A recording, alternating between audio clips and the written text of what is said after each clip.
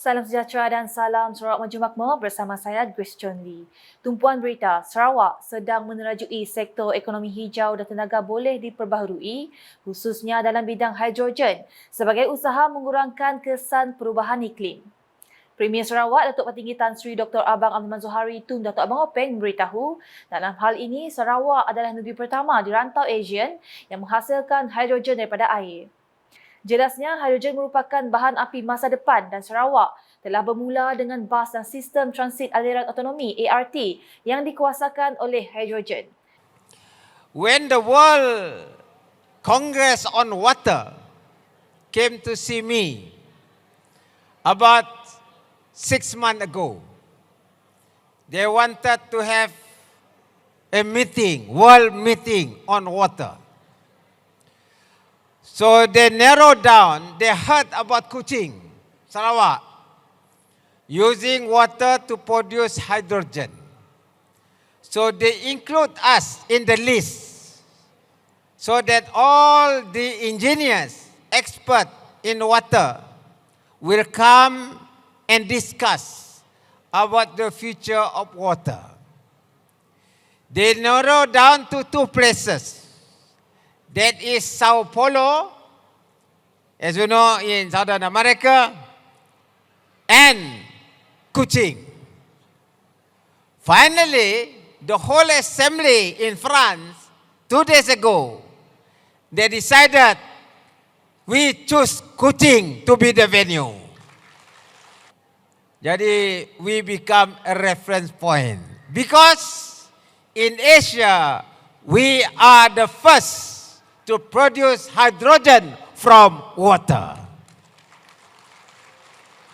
And this is the economy of the future. Premier Sarawak berkata demikian pada Majlis Makan Malam Ulang Tahun ke-63 Persatuan Puak Chiang Sia Huang Tengah, Sarawak di Sibu pada Ahad.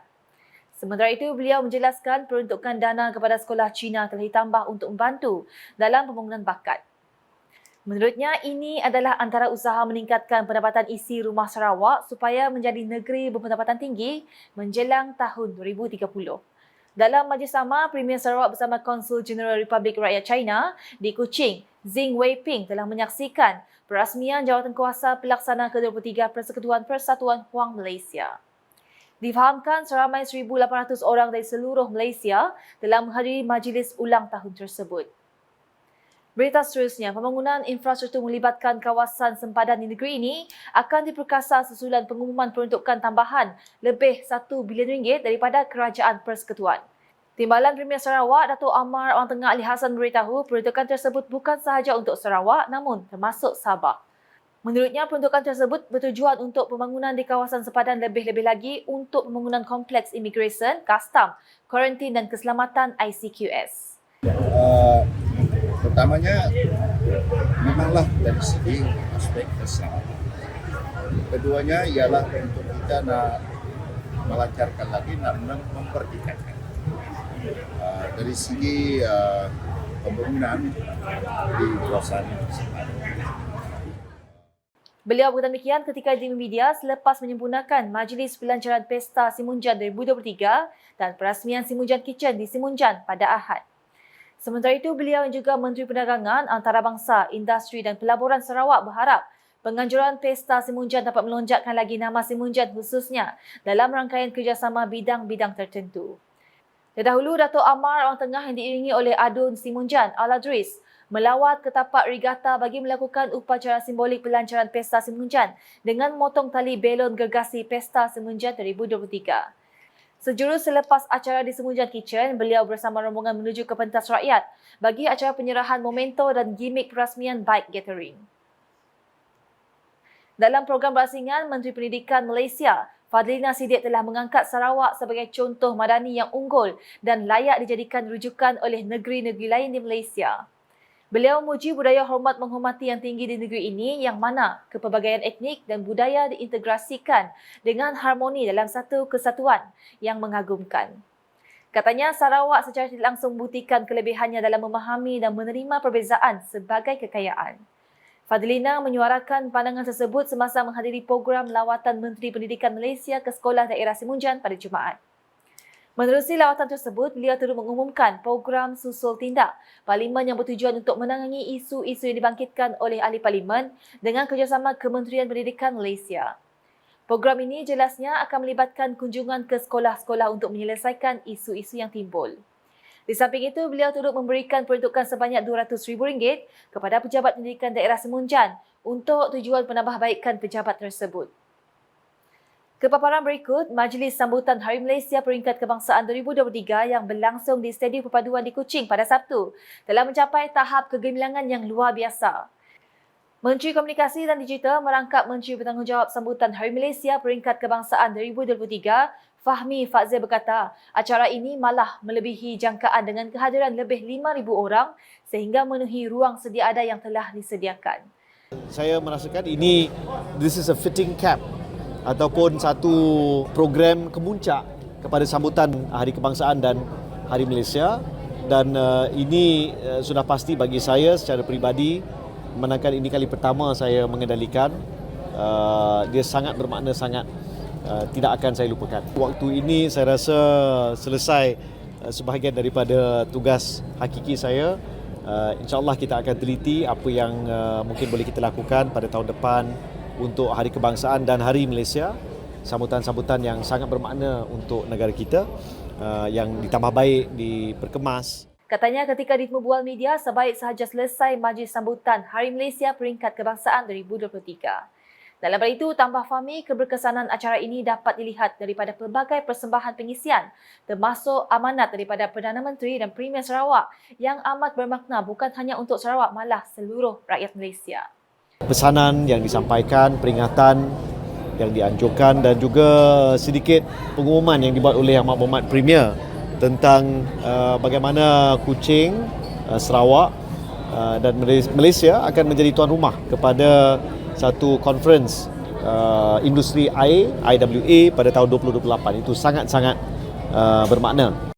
Mengenai sambutan Bulan Kebangsaan, katanya ia bukan sekadar mengibarkan jalur gemilang dan menyanyikan lagu-lagu patriotik tetapi benar-benar menyemai rasa cinta terhadap negara dan memupuk perpaduan dalam kalangan masyarakat. Majlis Sambutan Hari Malaysia Peringkat Kebangsaan 2023 telah diperindah dengan persembahan berkonsepkan Overture Soul of Malaysia sebagai simbolik perasmian dan tarian rampaian 3 wilayah, Semenanjung Malaysia, wilayah Sabah dan wilayah Sarawak. Ia disemarakkan dengan perarakan masuk jalur gemilang oleh konvoi Kembara Merdeka, disusuli upacara menaikkan bendera oleh Tentera Laut Diraja Malaysia dan bacaan ikrar rukun negara yang diketuai ikon belia negeri Sarawak 2023 Afiq Fadli Narawi bersama 60 belia. Selanjutnya, Kerajaan Sarawak sentiasa serius dalam usaha memastikan negeri ini menjadi sebuah wilayah yang lebih kukuh pada masa depan.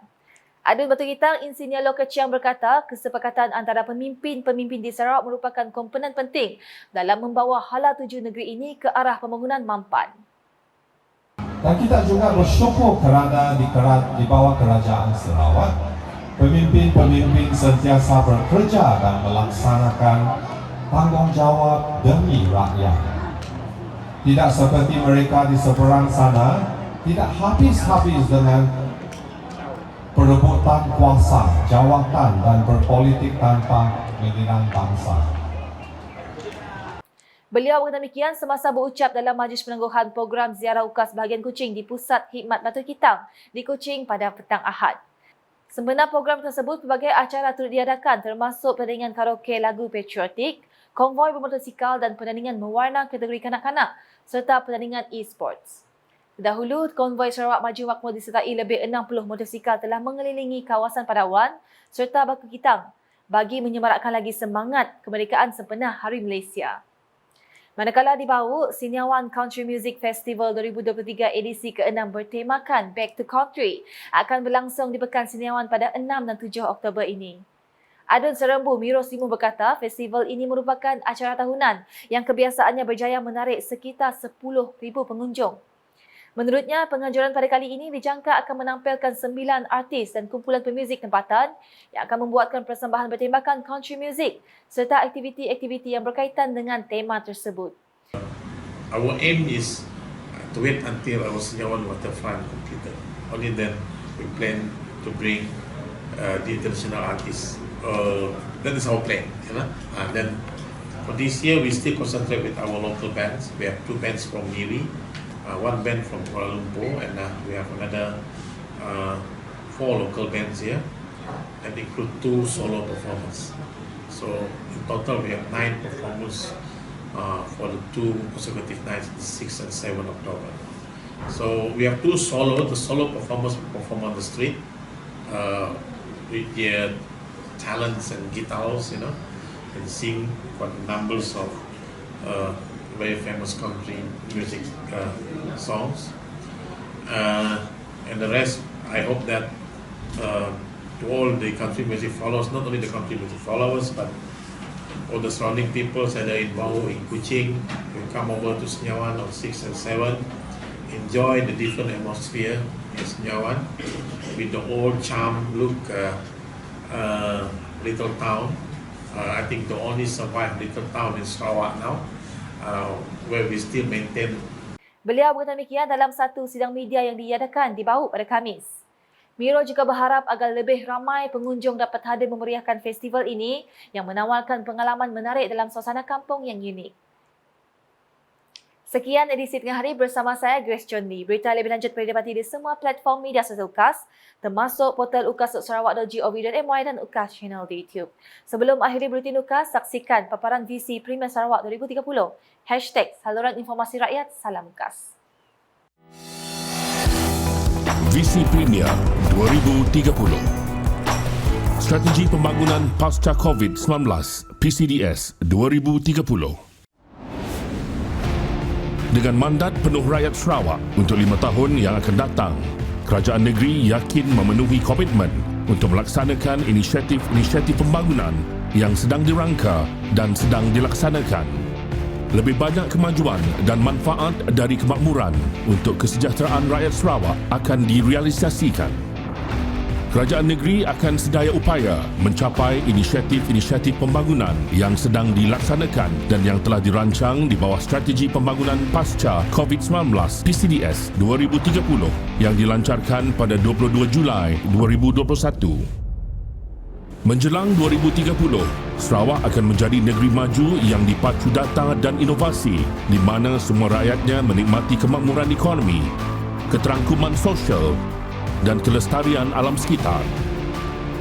Untuk mencapai aspirasi ini, terdapat 7 teras strategik. Mentransformasikan Sarawak ke arah ekonomi yang berdaya saing dengan meningkatkan tahap produktiviti, membangunkan lebih banyak aktiviti hiliran bernilai tinggi, meningkatkan kemudahan menjalankan perniagaan dan menjadikan Sarawak destinasi pelaburan pilihan, menumpukan perbelanjaan di kawasan yang paling menghasilkan impak ekonomi, sosial dan alam sekitar, mengoptimumkan penggunaan aset dan peruntukan kerajaan serta membangunkan modal insan untuk menyokong pembangunan sosioekonomi, mempercepat adaptasi digital dan penggunaan data untuk menjana pendapatan, memacu manfaat ekonomi dan sosial untuk semua rakyat Sarawak dengan memberi tumpuan kepada golongan miskin, menyeimbangkan kemajuan ekonomi dan kelestarian alam sekitar. Pelan transformasi ini akan menggariskan 6 sektor utama sebagai pemacu pertumbuhan, iaitu pembuatan, pertanian, pelancongan, perhutanan, pelombongan, perkhidmatan. Disokong oleh 7 pemboleh, iaitu transformasi digital, inovasi, pendidikan dan pembangunan modal insan, kemudahan asas, utility, pengangkutan, tenaga boleh diperbaharui. Aspirasi Sarawak ke arah negeri maju dan berpendapatan tinggi akan dilaksanakan di bawah RMK 12 2021 hingga 2025 dan RMK 13 2026 hingga 2030. Di bawah RMK 12, fokus utama ialah untuk melengkapkan projek kemudahan asas sebagai platform untuk mendorong pembangunan ekonomi.